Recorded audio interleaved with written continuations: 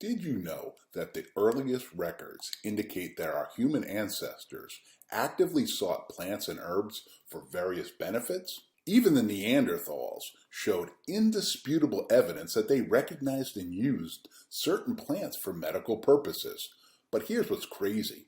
We still use some of those plants today. Ayurvedic texts predate Christ by more than 2,500 years. Hippocrates, considered the father of medicine, categorized and sorted herbs for specific purposes: hot, cold, dry, and moist. Overall, Hippocrates classified more than 300 different plants, and he actively used this knowledge to make a diagnosis, and he would prescribe certain plants to people who were ill.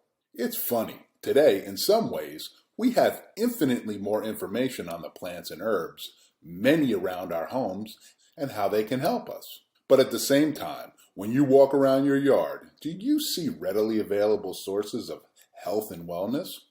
My guess is no, but let's change that.